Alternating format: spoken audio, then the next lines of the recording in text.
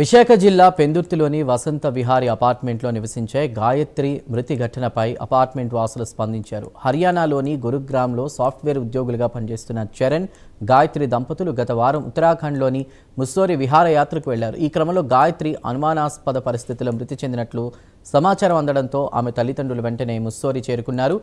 గాయత్రి, చరణ్ల వివాహం గత నవంబర్లో జరిగినట్లు అపార్ట్మెంట్ వాసులు తెలిపారు. వివాహం అనంతరం ఇద్దరూ కూడా ఎంతో అన్యోన్యంగా ఉండేవారని, వారి మధ్య ఎలాంటి విభేదాలు ఉన్నట్లు తమకు తెలియదని చెప్తున్నారు. గాయత్రి మృతి పట్ల అపార్ట్మెంట్ వాసులు తీవ్ర దిగ్భ్రాంతి వ్యక్తం చేస్తూ ఘటనపై పూర్తిస్థాయి దర్యాప్తు జరిపి వాస్తవాలు వెలుగులోకి తేవాలని కోరారు.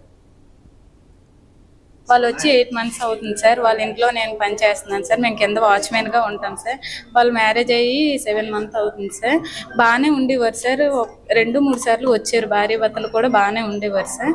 కానీ వాళ్ళ అమ్మగారు వాళ్ళ నాన్నగారు ఎక్కువ ఇక్కడ సార్. ఆ అమ్మాయి అయితే ఇక్కడ ఉండేవారు కాదు సార్. ఇది తెలుసు. బాగానే ఉండేవారు సార్. పెళ్ళయ్యాక కూడా చాలా బాగానే ఉండేవారు సార్. బాగానే ఉండేవారు సార్. ఇక్కడికి వచ్చాక 2-3 సార్లు బయటకు వెళ్ళినప్పుడు కూడా బాగానే ఉండేవారు సార్. 401 సుధాకర్ గారు అని ఒక అతను ఉంటున్నారండి. ఆయన ఏంటంటే 8 months బిఫోర్ ఇక్కడ ఫ్లాట్ కొన్నారు. వేరే అతను నుంచి ఫ్లాట్ కొనుక్కొని ఇక్కడ ఉంటున్నారు. వచ్చిన తర్వాత ఒక 1 month దీంట్లో ఏంటంటే వాళ్ళ అమ్మాయికి మ్యారేజ్ చేశారు. మ్యారేజ్ ఏంటంటే ఇక్కడ Sujatha Nagar Indrayana function hall marriage చేశారు. అప్పుడు ఏంటంటే అందరూ ఇన్వైట్ చేశారు. అక్కడికి వెళ్ళాం, అందరం ఉన్నాం. మొత్తం అందరూ ఓనర్స్ అందరం కూడా వెళ్ళిన తర్వాత చూసాం. అతను అనేది ఏంటి, అతను చెప్పడం ఏంటంటే వాళ్ళ అల్లుడు కూతురు ఇద్దరు కూడా సాఫ్ట్వేర్ ఎంప్లాయీస్ అని చెప్పారు. ఓకే, అది బాగానే ఉండేవారండి. ఆయన అయితే బాగానే ఉండేవారు. ఆయన కూడా ఆర్మీలో రిటైర్ అయ్యారు అన్నారు. రిటైర్ అయ్యారు. ఇక్కడైతే మాత్రం బాగానే ఉండేవారండి. ఇది కూడా మాకు ఏంటంటే నిన్న నైట్ 9 ఈ టైంకి ఏంటంటే న్యూస్ ఛానల్ ద్వారా తెలిసింది. మాకు తెలిసిన తర్వాత ఒకసారి షాక్ అయ్యి ఏంటి ఇలాగైంది అనేసి అని మేము ఇప్పుడు వచ్చి ఇంకా ఆయనతో కాంటాక్ట్ అవ్వలేదు. ఎందుకంటే ఆయన బాధలో ఆయన ఉంటారు కదా, మనం వెంటనే ఫోన్ చేసి మళ్ళీ ఎందుకు ఇబ్బంది పెట్టమని చెప్పి మేము ఎవరు కూడా ఫోన్ చేయలేదండి. ఇక్కడ ఉన్నంత వరకు అయితే ఆయన బాగానే ఉండేవారు. కానీ మనతో ఏంటంటే ఇంట్రాక్షన్ చాలా తక్కువ అండి. ఎందుకంటే రావడం కొత్త కనుక మనం ఎక్కువగా ఏంటంటే ఎప్పుడు కూడా ఉన్నంత వరకు కూడా ఇప్పుడు కలిసినప్పుడు బాగానే మాట్లాడేవారు, అంత బాగానే ఉండరు. వాళ్ళ అమ్మాయిని కూడా మేము చూడడం ఏంటంటే ఒక 2-3 times చూసాం అంతే. ఎందుకంటే వాళ్ళిద్దరూ మ్యారేజ్ అయిన తర్వాత అక్కడికి వెళ్ళిపోయారండి. మరి జాబ్ పర్పస్ మీద వెళ్ళిపోయినట్టున్నారు. మనకు తెలిసింది అంతేనండి.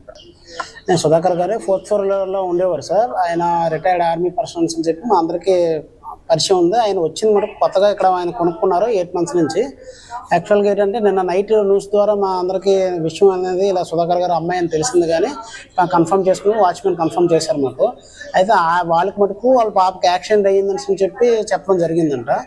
ఆయన మొన్న మండే మార్నింగ్ ఆయన వెళ్ళడం జరిగింది.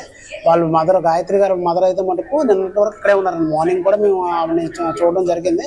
11 o'clock అలాగా ఆవిడ ఇక్కడ నుంచి వెళ్ళడం జరిగిందంట. ఆవిడకి కూడా యాక్సిడెంట్ అయ్యిందని చెప్పారంట. ఆ అమ్మాయికి యాక్సిడెంట్ అయ్యింది, ఆ అబ్బాయి బాగానే ఉన్నారు అని చెప్పి. వాళ్ళు మ్యారేజ్ అయిన తర్వాత వాళ్ళు 1 or 2 times ఇక్కడికి వచ్చారు సార్. వాళ్ళ ఇద్దరు తర్వాత మరి వాళ్ళు ఎప్పుడు ఇక్కడికి రాలేదు. కానీ వాళ్ళు బాగానే ఉండేవారు. అందరూ కూడా కామ్ పర్సన్సే. సడన్గా ఈ ఇన్సిడెంట్ జరగడం అందరం కూడా మేము చాలా బాధపడుతున్నాము. ఎందుకంటే మేము అసలు ఎక్స్పెక్ట్ చేయలేదు. అందరూ షాక్ గురయ్యాం అన్నమాట.